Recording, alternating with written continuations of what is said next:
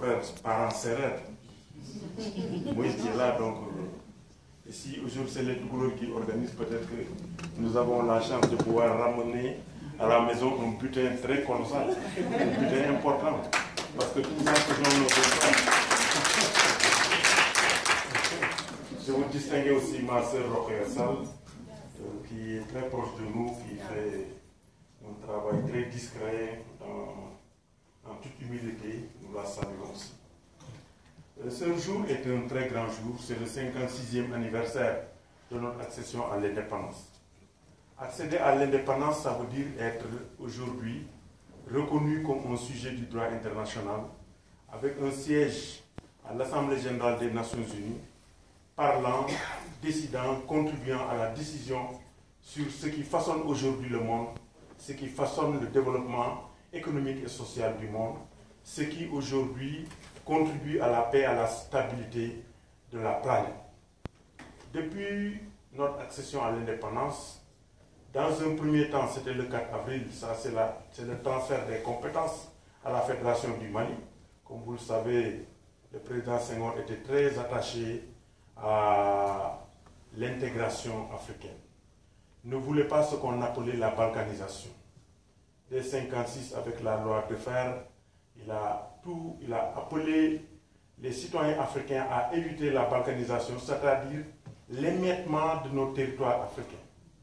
Et c'est pourquoi, depuis 1958, avec le référendum qu'il y a eu pour dire oui ou non à la communauté, il a toujours, lui, souhaité que le Sénégal s'intégrera dans un ensemble plus fort politiquement et économiquement.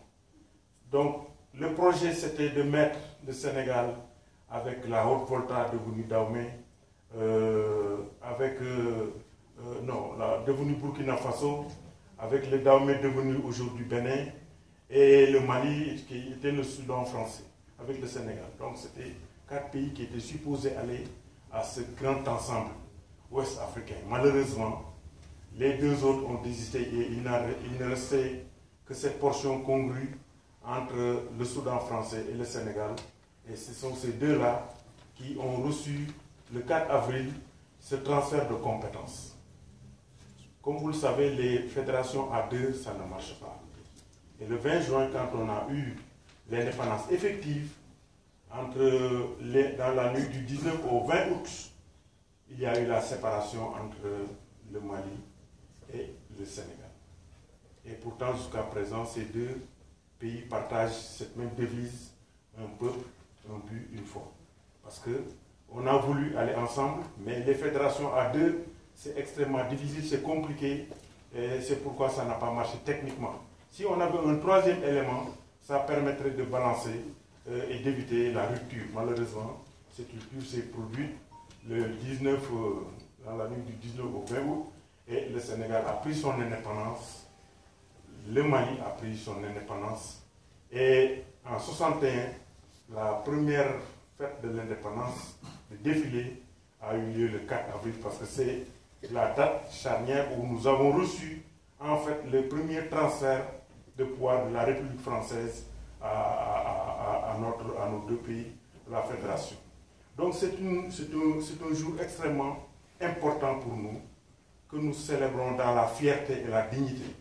Parce que depuis que nous avons reçu ces attributs de souveraineté, nous avons affiché que nous sommes viables, nous sommes compétents, nous avons les capacités pour être un État indépendant. Nous avons su mettre en place une armée républicaine, nous avons su mettre en place des universités qui ont façonné l'intelligentsia de l'Afrique. L'université Cheikh Anta Diop a fermé non seulement des Sénégalais, mais jusqu'à l'Afrique centrale, au Cameroun, tous les pays sont venus se former à l'université Cheikh Anta Diop. C'était avoir un diplôme de l'université Cheikh Anta Diop, c'était aujourd'hui comme avoir un diplôme de la Sorbonne. C'était une des universités les plus reconnues, les plus viables de l'Afrique. Ça veut dire donc le Sénégal n'a pas bradé son indépendance. Le Sénégal a su gérer son indépendance avec maturité et responsabilité, avec confiance, Et c'est pourquoi aujourd'hui le monde nous reconnaît cette stabilité, la paix. On n'a jamais connu ces dérèglements politiques, ces dérèglements, ces crises militaires qui tombent dans la déchéance, la population qui crée des morts à n'en plus finir, des victimes, un flot de sang qui coule. Le Sénégal a été épargné de cela grâce à Dieu, grâce à nos ancêtres, grâce à ceux qui ont prié pour nous, mais grâce aussi au leadership de nos leaders. Senghor a été reconnu comme un leader avéré. Et tous ceux qui l'ont succédé en toute démocratie, dans la paix, dans l'alternance, souhaité dans l'alternance apaisée, ont aussi tenu le témoin avec toute la responsabilité qu'il faut. Et c'est aujourd'hui pourquoi nous fêtons ce 56e anniversaire dans l'allégresse, dans l'espérance et l'espoir.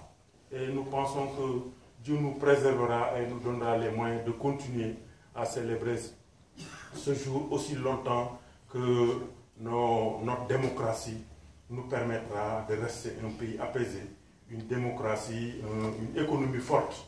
Nous avons le programme Sénégal émergent avec M. le Président de la République, son Excellence Macky Sall, qui aujourd'hui nous trace la route d'ici 2035 pour faire partie des pays les plus reconnus sur le plan économique. C'est bon d'avoir une démocratie apaisée, mais il faut aussi que la calebasse de la ménagère puisse s'en ressentir, que la poche du directeur Moïse Sarr sente qu'effectivement il y a quelque chose dans la besace. C'est extrêmement important. Et ça, c'est une économie forte qui peut nous donner ça.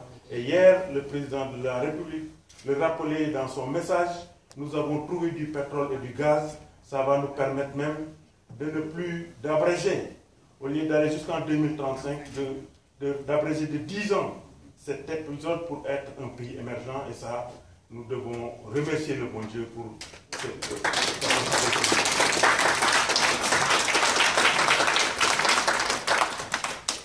Alors, donc maintenant, ce que je veux juste ajouter maintenant, c'est de remercier et féliciter Madame Diarali qui nous permet aujourd'hui, ce 4 avril, de ne pas rester à la maison ou bien d'aller au bureau, mais de nous retrouver ici entre nous.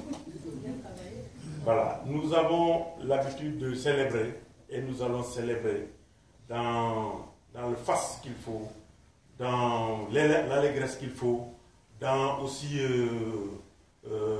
la joie et l'abondance. Nous avons reçu des crédits pour organiser la fête de l'indépendance. C'est arrivé avec un peu de retard. Pour une fête de l'indépendance digne de ce nom, il faut envoyer les cartons d'invitation à temps à tout le monde. Il faut trouver la salle, ce qui n'était pas très facile. Nous voulions la salle Dauphine, malheureusement, elle est en réfection jusqu'au mois d'août. Donc on est en train de chercher une autre salle digne de la République du Sénégal. Et quand on aura fait tout ça, nous envisageons vers le 26 mai organiser maintenant cette fête de la République du Sénégal et nous y convions l'ensemble de la communauté, tous ceux qui sont disponibles.